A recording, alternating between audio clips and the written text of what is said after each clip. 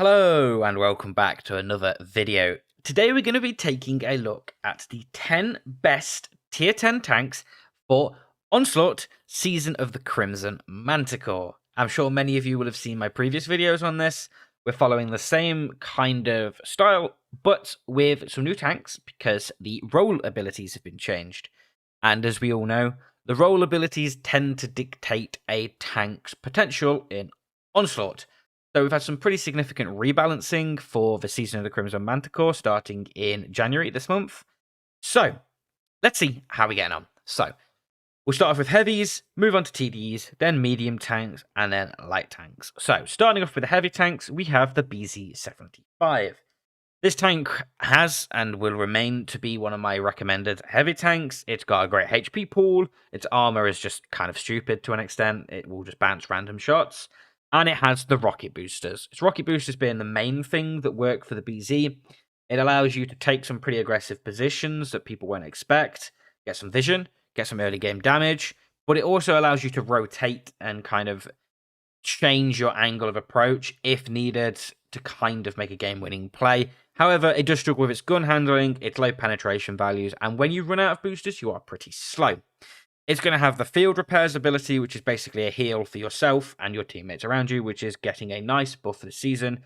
Basically, heal a little bit more each tick. So, kind of quite nice. On a similar vein of thought, we have the mouse. So the mouse is going to have the highest possible HP pool in Onslaught, backing 3.5k. It's going to have great angle when armored correctly. Just do be aware when it's not angled correctly, yeah, it's pretty weak. It does have decent DPM and good gun handling, so you can kind of be a little bit of a HP sponge, take a couple of shots to your team, but also deal a decent amount of damage yourself. However, the issues with the mouse, it's slow and can't rotate, so it is very map dependent. You want to play this on a corridor map, a very city-based map. We're talking Ensk, Himmelsdorf kind of maps. However, it is also weak when not fighting a frontal fight, so if it gets flanked, yeah, good luck. And high penetration tanks, which are played in Onslaught, like the E4 and the version 4, they will just melt your armor even when you are angled. It also has the field repair ability, the newly buffed field repair ability. Going on to the third tank, this is going to be a new one. Obviously, this is brand new to the game in update 127.1, which is obviously bringing Onslaught. So not many people are going to have this tank on release day. Maybe not this season, maybe not towards the end of the season, but the FV230 Canopener, I think, is going to be an incredible tank for Onslaught. It has everything it needs. Great DPM, troll armor, great armor, especially when hull down, it's unpennable. It has flexibility with its double shot mode. Instead of being able to do 420, you do 840. It's great. However, it does lack on a couple of things. Low gold penetration, so it will struggle to pen more super heavy tanks. It is slow and will therefore struggle to rotate, so maybe another tank to kind of play on a map where you go to a position where the fight is going to be, and you know it's going to be there, and you don't have to rotate, so maybe north on Westfield, for example. And it does struggle with not the strongest ability. It does damage, it heals a bit, it's not the greatest. So there is that. Then, for the final heavy tank, we have the T57 Heavy. This is a bit of a strange one, but it's because of its ability. It has got best-in-class DPM as well. Do remember, the T57 Heavy has great DPM. It also has great heat penetration to pair with that DPM, something that you want in Onslaught. It's also mobile, which does allow you to make aggressive plays, but also rotate to kind of help your team with flanking shots, to help an ally who's maybe bounced a shot and might die because of it. You could do that in the T57 Heavy, because you have got that clip, and you have got that DPM. However, it's a clip. So it's vulnerable when it's clipped, and good players will count your shots and will know when you're dry, and they will push you. And if they have the DPM to kill you, they will do so. They won't push you if they can't kill you. That's kind of the vibes with the T57 Heavy, so it has to be played very well and played in a position where you can't be easily isolated. It does have weak armor. Once again, not great for trading. You might trade off a clip, but you might take 3 in return. Is that the best trade? Probably not. And it is also very situational, map dependent once again. But its ability, focus on the target, has been buffed. Basically, it's got a shorter cooldown now, and from the start of the game, it's going to be charged to level 2, which is really quite nice. That's it for heavy tanks. So going on to tank destroyers now. And this is also a little bit of a strange inclusion. It's the Grille 15. And it's once again because its ability has been buffed. And the Grille has always been a little bit of a sleeper tank in Onslaught. It's always been kind of okay. Just a little bit on the outside of the meta. However, it's probably going to be pretty well played this season, I feel. Its ability, if you shoot whilst being unspotted, you have 1000 alpha. Yeah, that's kind of insane. And, you don't lose anything for it. You just have 1000 alpha. It's mobile for rotation, so you can rotate to positions to shoot crosses. So I'm thinking airfield, shooting the light tank or the CS63 cross on airfield. You can get there, put a shot in unspotted, deal 1000 damage. Yeah, you're kind of wicked right there. However, it is going to struggle with being a HE magnet, with its low HP pool, and it is also going to be incredibly map dependent and situational. You're not going to want to play the Grille on a map where you're going to be spotted, essentially. You want to play it on a map where you can sit somewhere unspotted and deal damage and dump in those 1000 alpha shots. Then we're going on to a more traditional Onslaught tank destroyer, the T124. Last season, the T124 was ridiculous with its Juggernaut ability, and the Juggernaut ability has therefore been slightly nerfed. However, it's still going to be great in my opinion.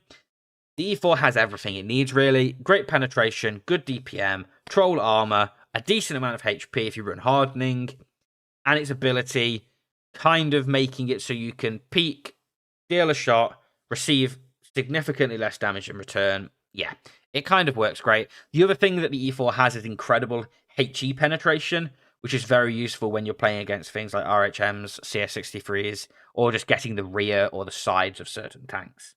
However, it is slow, so it is easily outplayed. Its turret isn't fully traversable, once again, easily outplayed. And its ability does mean you're trackable in one shot, making it particularly vulnerable to tanks with a clip, the Tesak being the most notorious of that, because a single shot from the Tesak, one single shot will track you, making you very vulnerable. And its gun handling, to an extent, can be kind of a little bit troll. Then another kind of traditional tank destroyer for Onslaught, the T268 version 4, sorry. It is kind of traditional in the sense it's got great heat penetration, it's got good frontal armor, it's mobile, and it will lead a push.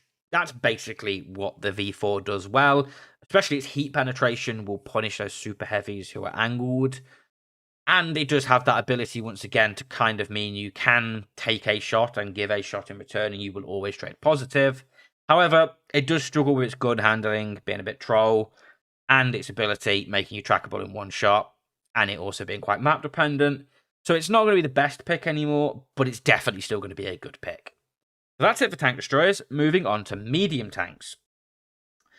First, starting off with the E50M. So the E50M is, and always will be, kind of identical to the 430U. It's personal preference. I'm going to recommend the E50M just because it gets set on fire and ammo racks slightly less. So the E50M has a great ability that has been slightly tweaked, but it's not going to affect it at all. Basically, the CS63 the E50M tends to be the natural counter to the CS63 because its ability basically means you can deal a hell of a lot of damage to it, and you have the heat penetration to be able to pen it. So it's mobile into position, so it's not that much slower than a CS63 to a position. I'm thinking the corner on El Haluth. And you have the HP pool, the armor, the DPM, and the ability to be able to kind of play quite aggressively against like one CS63 in a 1v1. However, it does struggle with its abilities and its kind of ability in like a brawl against heavy tanks, where it will just be focused, because good players will see it with its ability and will just focus it out. Its low HP pool compared to heavy tanks will also be a kind of disadvantage. And it's vulnerable when its ability's on cooldown. It just kind of becomes a normal medium tank then. And it's a little bit reliant on teammates playing around you. You have to be the kind of playmaker, making a flanking play to put in a clip, that kind of stuff. It's tricky, essentially. But it's good. Same time. CS63 is the most traditional medium tank for Onslaught, and it will remain to be great. Its fire support ability, its small strike, has not been touched at all. It's going to still remain to be very, very good. Its speed mode makes it fastest into position most of the time. so you can take key POIs and positions from teams. You've got your small strike for resetting POIs and cap, which is great. Really, really, it gives your team a lot of flexibility. And its armor is just troll. It has funny ricochet angles, and it will work to some extent. Good players with heat will pen you, however, and it does struggle with the similar ability and similar stuff to the E50M in the fact that it's going to be bullied by other tanks, especially those with heat, those with the Fury ability, like the E50M. Its gun can be troll at medium to long range, so do bear that in mind, and it does suffer with low penetration, so playing against heavy tanks in a position where you've not got their sides might be a little bit painful. And then finally, and some of you might be screaming at me in the comments already, I've not included the RHM. I think the RHM is great, and I still think it's going to be a completely valid pick. However, for a very good player, and I mean a good player at light tanks, not somebody you can, pull off every now and again a good spotting game. I mean somebody who's reliably good in light tanks. I think the Tesak is going to be better, especially when played in a platoon with a medium tank or a tank destroyer, because it is the natural counter to the RHM with its HE magazine. A Tesak can isolate an RHM and pretty much one-clip an RHM with its HE magazine. That's powerful, especially when you play it with another medium tank, because they can finish it off. It still has the recon flight ability, and it tends to be the natural counter to TDs with the Juggernaut ability, which is most TDs. So you can one-track them, flank them, put a clip in, and it allows you to play kind of this very, very aggressive assassin-style role. It's very tricky to do. You have to be incredibly careful with your HP and where you decide to trade HP to gain a clip. But played well, the Tesak can have an incredible game impact.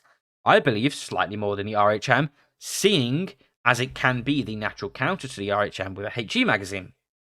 But as I said, it does suffer with its low HP and being very vulnerable when clipped, and good players will identify when a Tesak is dry and will try and isolate it, because it's a gun out the game, and it's a very annoying gun out the game.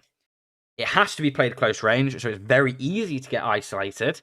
So there's, once again, that need to be a good player and isolate, know your situations, basically. And as I said, that high skill level required to make it work is going to be very high, but I feel like it can have more of a game impact than a RHM. Especially as more people will be playing the RHM, average players in an RHM will be outplayed, I feel, by a good player in a Tesak. Do bear that in mind. I hope that was helpful anyway, and I wish you all good luck for the season of the Crimson Manticore, this 6-week-long season. Do the best you can. And if you did enjoy this video, don't forget to like and subscribe. Let me know down in the comments what you think. Do you agree with me? Do you disagree with me? And I'll see you all again very soon.